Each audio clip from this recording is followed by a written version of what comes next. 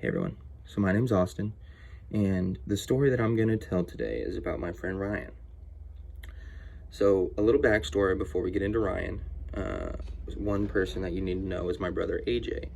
AJ is a firefighter for the state of California. He works for CAL FIRE. He works up in Nevada City. Ryan works with him. So, they've both been fighting fire for a few years now, and Ryan's 27, 28.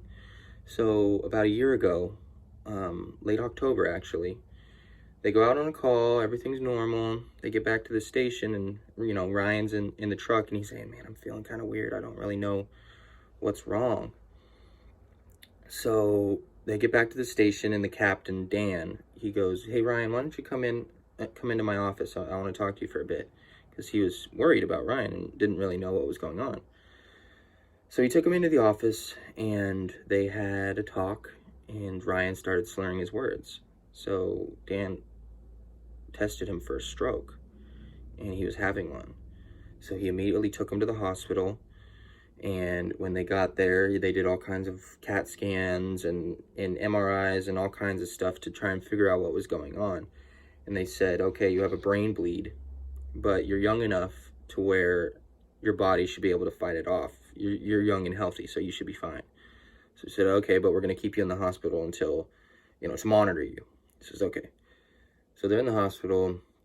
About a week goes by, starts to shrink, and then it comes back. Starts to shrink, and it comes back.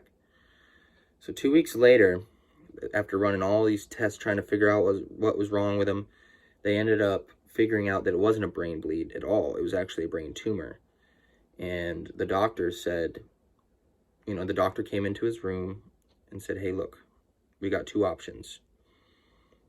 So the tumor is in a bad spot in your brain. And the first option is we operate, and there's a 90% chance that you won't be able to walk or talk. So that's option one. Option two is we don't operate, and you're dead in a month. He's 27. He's got family that loves him and a lot of good friends. And, I had only known Ryan for about 6 months before this. So everybody was freaking out. And he said, okay, operate.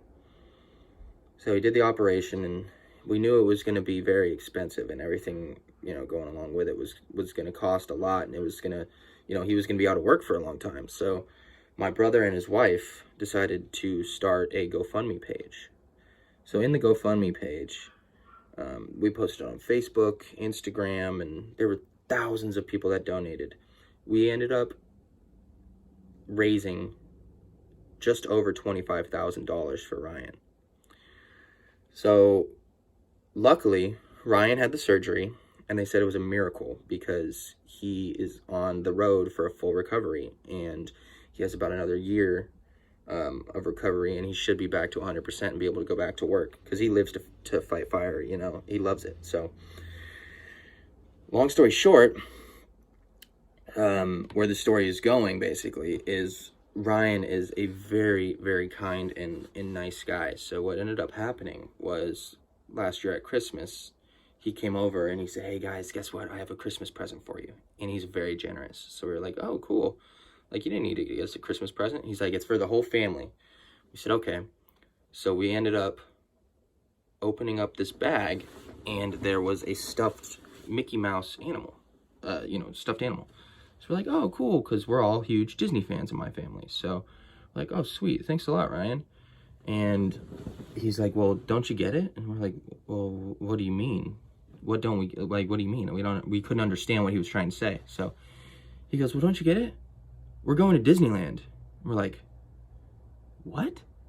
So he bought my whole family 4-day passes to Disneyland. So in February, my family and his family went together, and we had a great time. So the long story short, the upside of the story is make good friends, do unto others as you want to be done unto yourself, and good things will happen,